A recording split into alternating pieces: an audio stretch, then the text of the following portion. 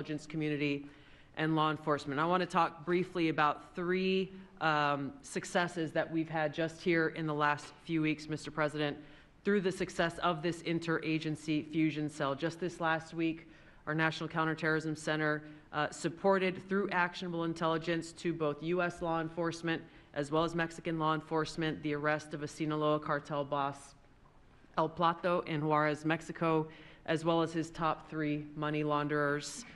In a separate and recent successful interagency operation, NCTC worked closely with the U.S. Marshals Service that led to the arrest of another dangerous Sinaloa cartel member responsible for tracking a huge amounts of cocaine and hundreds of thousands of dollars in this single incident with drug proceeds through his network.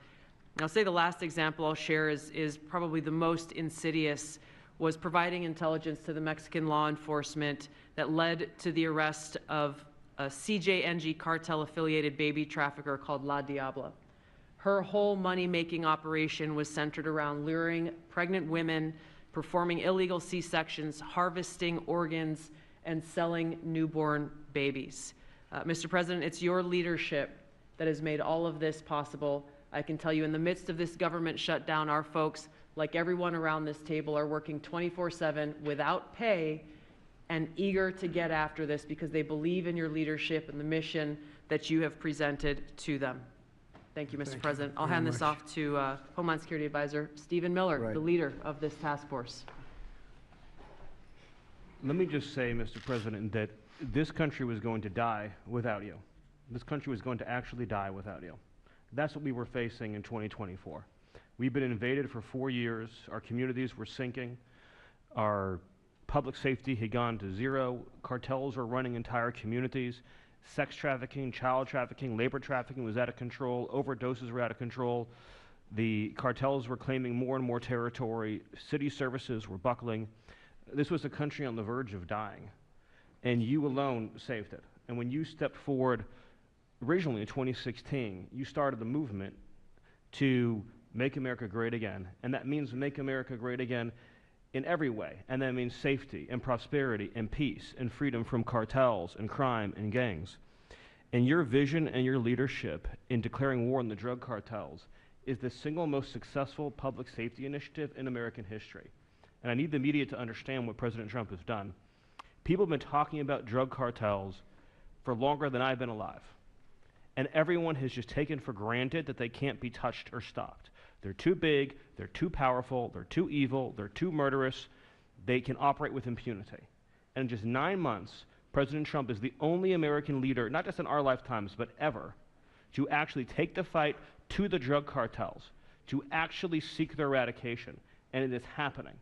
And so while the Democrats are shutting the government down and fighting for free health care for illegal aliens, look at what President Trump has assembled here. He's assembled a team under his vision, direction, and leadership that is saving hundreds of thousands of lives. Hundreds of thousands of lives. And only President Trump could have done this. And I will say one last thing, which is that his courage has been an inspiration to everyone else in this room. There are people in this room, looking at, for example, at Todd Lyons, who have been relentlessly doxxed and harassed and threatened. But when they see President Trump's courage, what he's been through for 10 years to save America, when they came after his family, his businesses, his safety, his freedom, everyone at this table knows we can give whatever it takes to get the mission done.